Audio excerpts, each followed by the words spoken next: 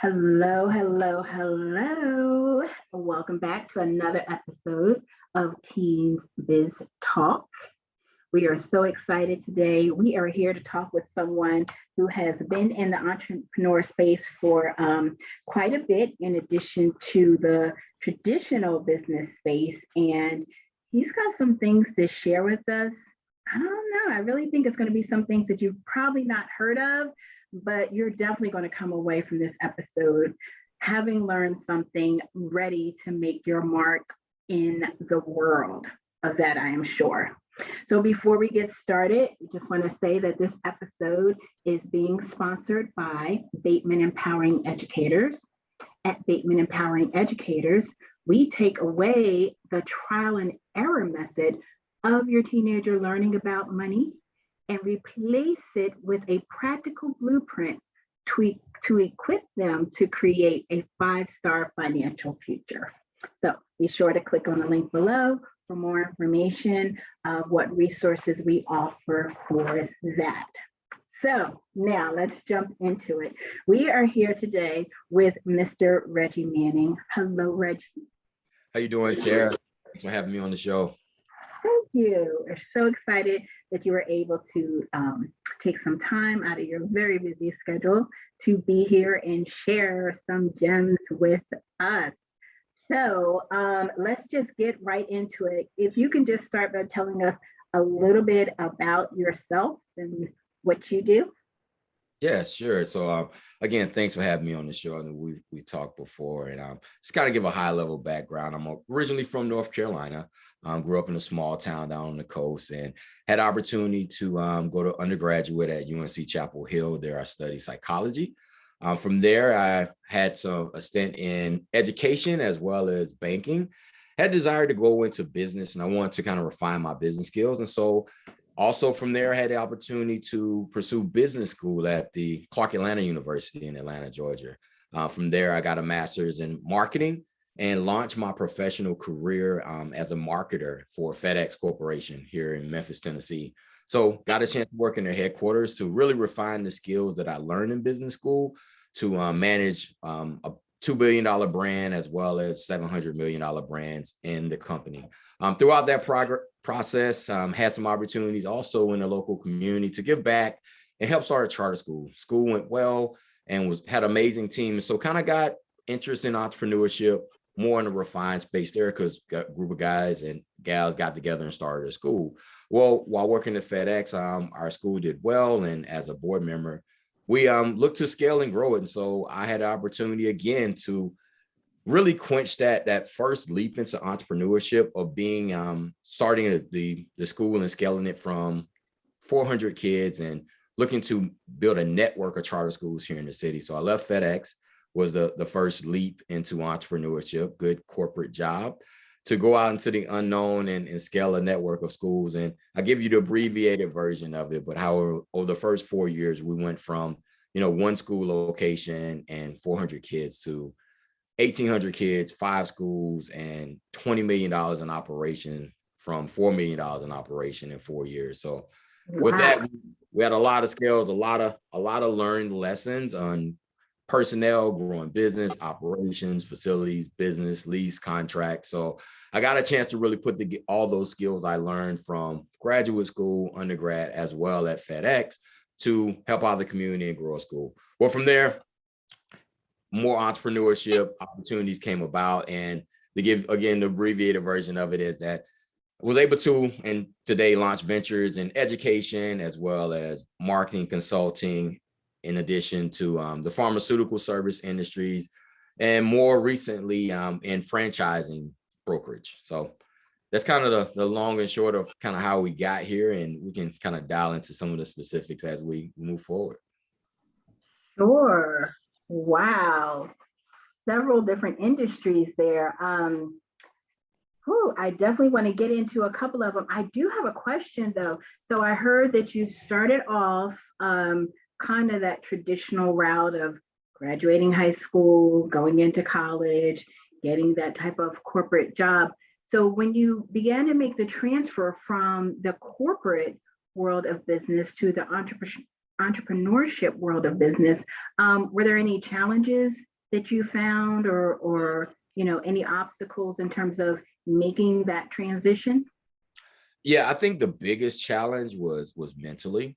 What you have to realize that in any job, someone's paying you because you have a skill set that returns a value for that organization.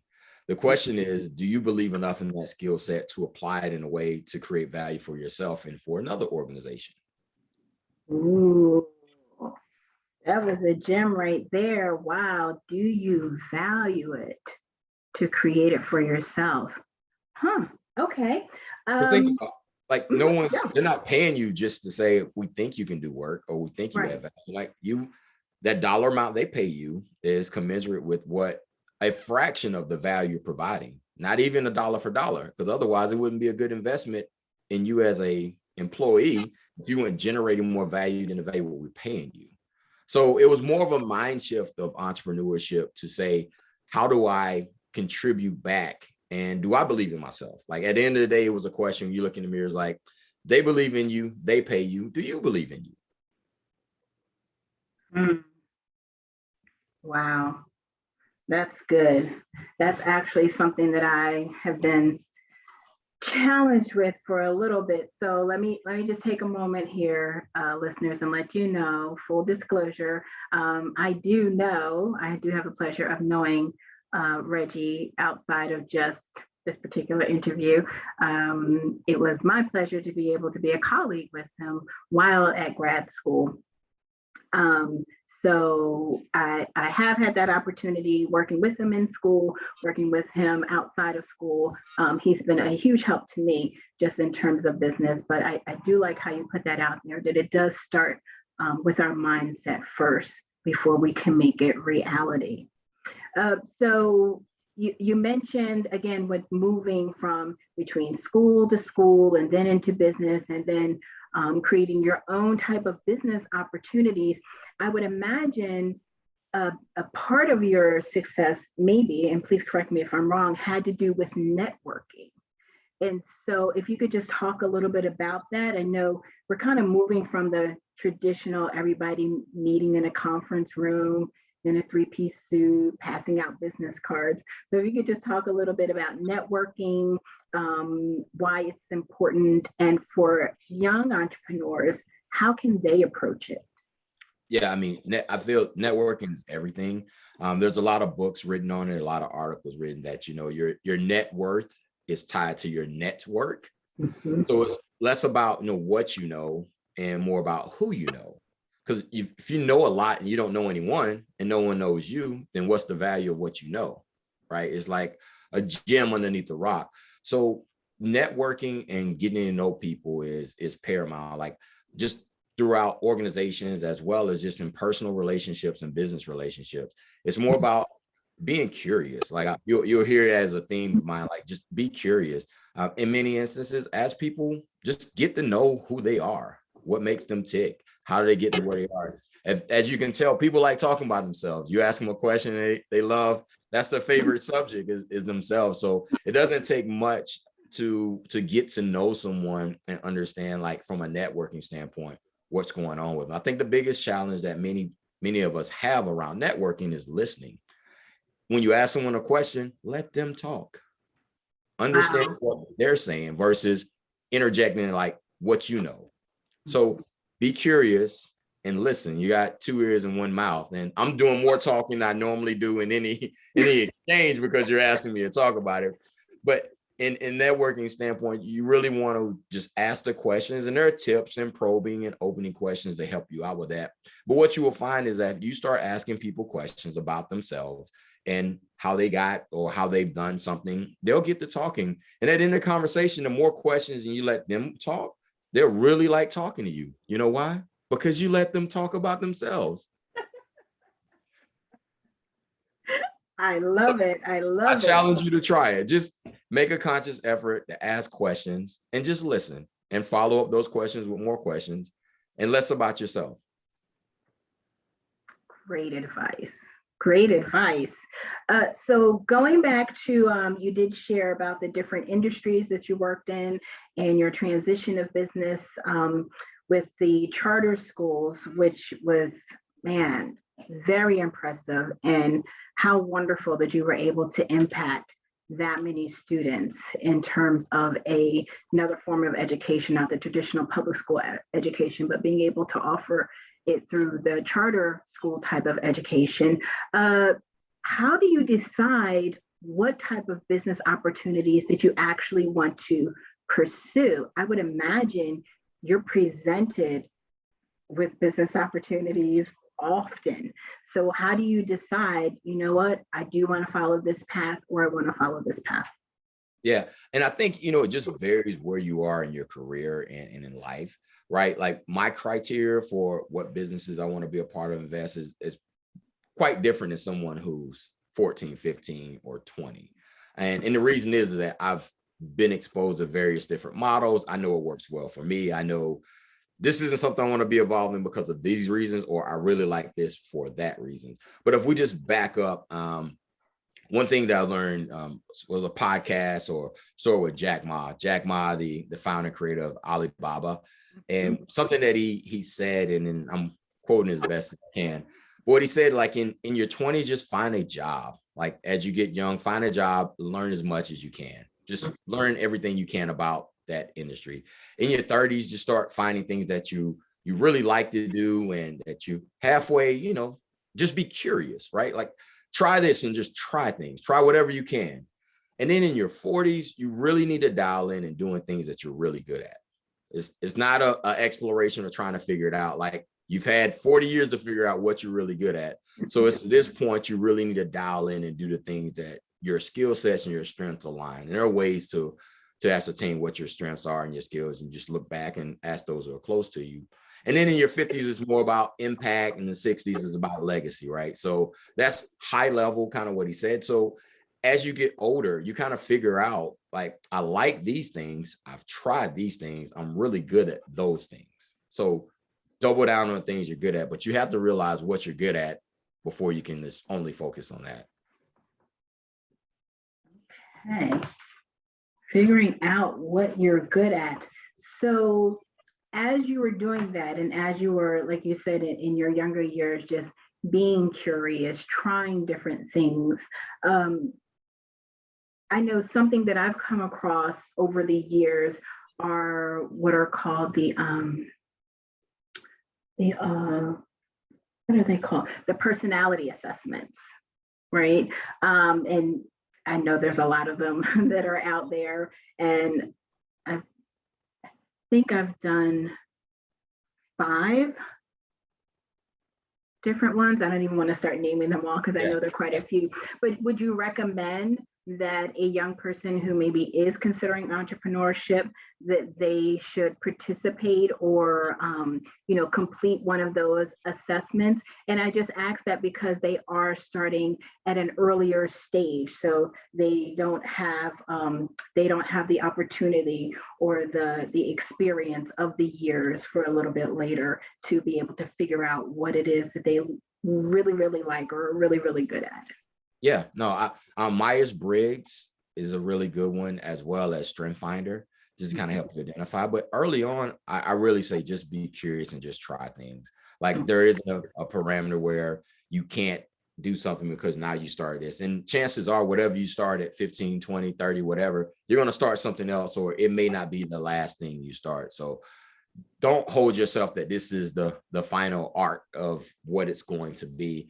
Think about it as a dynamic document, right? Because it really is. You think of your resume and your experience, your history, like it's going to change. It's going to keep adding layers and color and definition and shaping up the borders and even fine tuning some of the aspects of that art of which is yourself and your background along the years.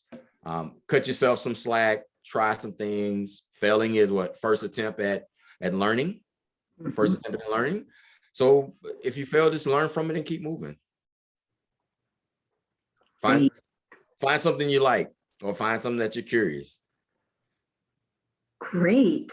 So following on, so we talked a little bit when you were talked a little bit about the corporate portion and how you were able to transition into the entrepreneurship, and then you were into education. And then something else you mentioned that is very interesting was franchising. So can you tell us a little bit about that? And if you can kind of start at the basic level, just in case we have some listeners who are just not familiar with the concept at all. Sure. So franchising, I know everyone's probably familiar with McDonald's, right? It's a brand. There's a movie out, The Founder, by with Ray Kroc, who really, McDonald's is a brand that is a replicated model that can be licensed and pretty much done anywhere.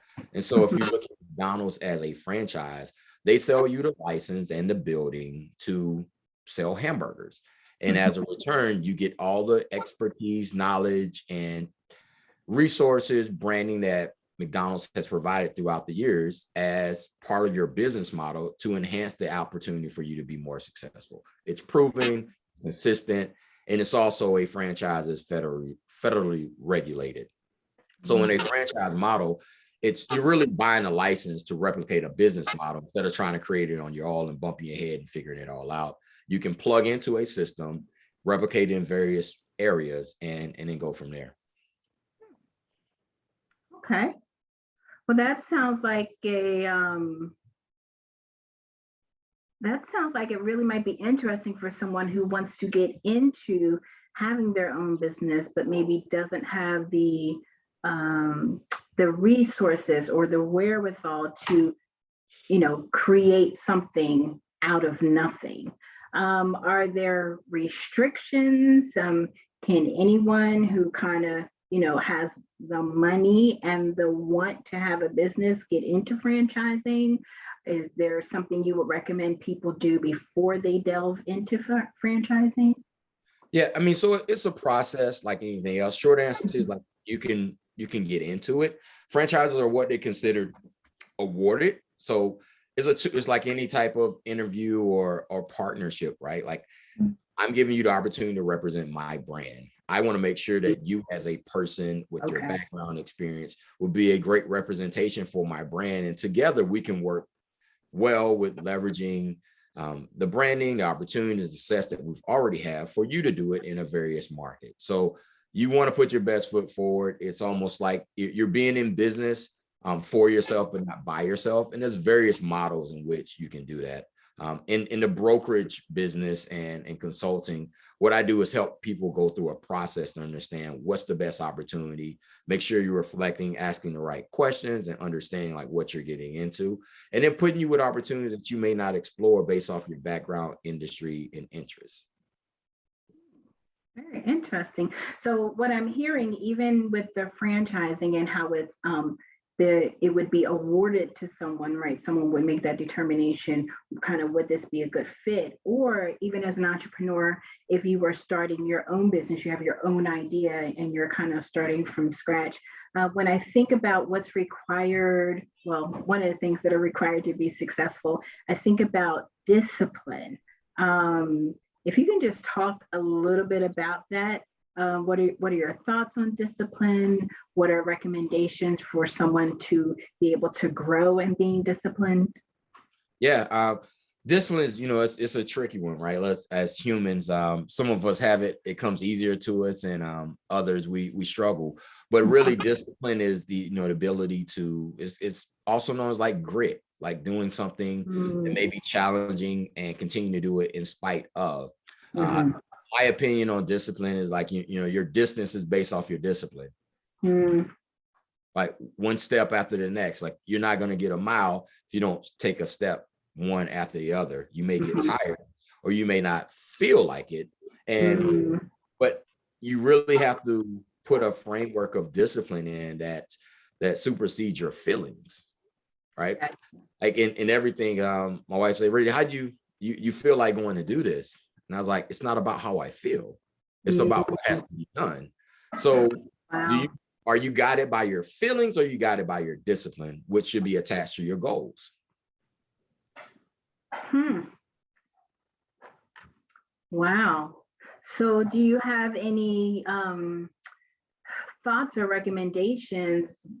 What can we do to make sure we stay focused on our goals? Do you have maybe are there a group of people that you get with it? Are you part of a mastermind? Should should young entrepreneurs be thinking about that? Ways to surround themselves with other people, or create that environment so that you can stay focused and disciplined, and not get caught up in the feeling. Yeah, I think that's a great suggestion. Everyone's different. Some people need more of that extrinsic motivation from some outside influence, and some of us are just intrinsically motivated. Like, you go do 150, 300 burpees by yourself in the gym, is like, what's wrong with that? That's a different story. But I definitely believe, like, finding your peers who can support you and who are like-minded in what they're doing, and hold each other accountable, or have someone who can coach you and hold you accountable to make sure that you're getting the goals, and write them down, make them plain, and just follow up on them. So there are several tools and methods, as well as accountability, to help you reach your goals. Great. Well, I do have a question. We just talked about accountability, right? And surrounding yourself with people of like-minded and being able to listen. When we talk about advice, can you just share what is the best piece of advice that you've ever been given? And then what is the worst piece of advice that you've ever been given? Man, it's a really good question. I'll try to sift through it. Okay. What I'll say about the worst piece is that bad advice, you tend to just not remember it because it was so bad. So in the bad part, let me go with the best first. Okay. I would say just really some of that information I shared, like with Jack Ma around. I think for me, as with various opportunities, various ventures, is what is the underlying thing that you're really good at, right? Like, what is your strength, and focusing on what you're good at. That also comes out in like strength finders, which the premise of strength finders is to focus on your top 5 strengths. Don't try to true up your weaknesses. Focus on your strengths and apply your strengths in areas that you can get the best return on who you are, so you can have that energy. So focusing on your strengths and doing things that you're good at. And over the years, you got a track record. You can look back and say what you were good at and what you're not good at. So I would say that is probably the best advice that I've kind of come across that's coming to mind. Okay. I think on the bad side is that something that is not talked about a lot in business is, you go into business, and some instances is very romanticized. It's just this cool, and you're your own boss, and it's so sexy and that. But they don't talk about the dark moments of like, man, what am I doing? Is this going to work? Oh my goodness. Should I be doing it? Like, what am I doing with my life? Like, it's that questioning of, what is it? And so when I say bad advice, is that in some instances you gotta cut bait.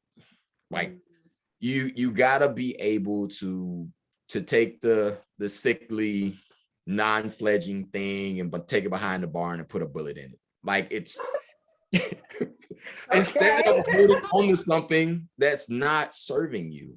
Right. And no one, I feel like that advice isn't given. And what happens, and I throughout various things, I've struggled with it too, is that your identity is not tied to any one thing, right? If it's not working or it's not serving you, then who do you owe to continue to go down a path that's not working? And so it's one thing to say like you're quitting. It's another thing is like, no, I need to pivot for these reasons and do something different. So it looks like failure, but I think the real reciprocal of it is that you need to adjust to what's serving you and your overarching goals. Yes, I like that. I'm not, what did you say? You said, I'm not something, I am pivoting. You're not tied to it, right? So it's hard to be objective when you create, quote unquote, a baby, and this is yours, and you feel like I must stick with this into the bitter end. And I think what we do is we sacrifice our sanity and mental aptitude tied to something because of outside perceptions, Mm, where reality is like, what frees you to be the best you doing the things that you do best? I like that. Wow. Thank you for that. Man, oh man, you have given us a whole lot. Gems were dropped all over the place. Folks, I hope you heard what I heard. If you didn't hear what I hear, go back, replay it so you can hear what I heard because you need to hear it. This was so great. Reggie, I really want to thank you for your time. Was there anything else that you wanted to talk about or share that we didn't ask a question around, or anything else you think a young entrepreneur should know? Yeah, I think we covered a lot, but in being a young entrepreneur, I'll share one of my younger entrepreneur ventures. As a child, we had a snack bar at school, and I thought, like, man, maybe I can sell some candy. And so what I started doing is buying Kool-Aid and buying sugar and bagging it up and making 50-cent bags and quarter bags, and realizing that if I can buy a pound of sugar, and this was years ago, for like $2, and 10 packs of Kool-Aid in various flavors for 10 cents a piece, then we can make a profit. And so started replicating and passing out Kool-Aid and selling it in snack time. And I gave my friends their bags, and they bring me back what they sell, and they could buy them at a wholesale rate. And so we had a nice candy operation going on at school, and it wasn't legalized, and it was frowned upon by the snack that Reggie had a candy distribution center going on that wasn't going through the school. But what I learned from that is, in business and opportunities, find something that you can literally make a 50 cent, a dollar on anything. Like, if you can find it and you can make a profit, even if it's small, then that small item that you can make a profit on with, an operating system that makes sense, then replicate it. After that, then we're just mathing, right? Like, if it takes me $10 to generate $20, then I need to take $20 to generate 40, and so on and so forth. So understanding, like, how do you make a small profit and then replicate that? How do I scale $10 a day to $100 a day to $10,000 a day? And if the system and the models make sense, then you just acquire more to produce more and make sure that, your marketing and other aspects all make sense to it. So figure out something that makes you $1 and then replicate that out and make $2 and $3, and just run with it, and run with it until you don't. Very good. Well, thank you for that. Funny to hear your distribution plan you had going on. Yeah, it was fun. I'm sure your clients weren't happy when that had to stop. He doesn't love the Kool-Aid and the sugar.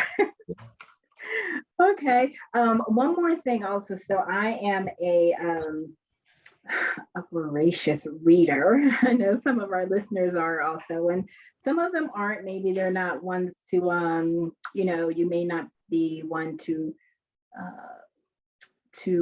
go out there and research, right? A book that you can read to help better yourself. So do you have any book recommendations for our listeners of ways that they can either, get started with business, or, ways to be in business, or, success with business? Yeah. So there's several out there. A couple that come to mind is like the E-Myth Revisited, as well as Traction. It's another book. Traction. Okay. And in both of them, something that they focus on is, in many instances, you can be in business and you can get so ingrained into literally being in the business that you don't focus on the business. And by de facto, you've bought yourself a job. So one of the things that you just kind of have to keep your eye on is that something you can get so ingrained into doing the work that you become the number one employee in your business. Well, you just have a job that you own. Right.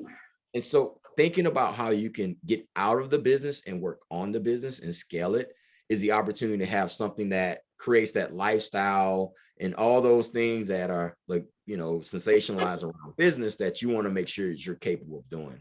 So starting out with the goal in mind of like, all right, I'm going to build it. I'm going to set up systems and models to make this move, but I don't want to be the everything to this business. Like if you want to go away for a week, can the business sustain itself? Mhm. If you can't step out of it for 2 days, and granted, first starting it up, it's going to take time. It's like a baby. You gotta watch, you gotta feed it every 2 hours and change it. And as it becomes older, like we do as humans, it should require less attention when it's a mature adult.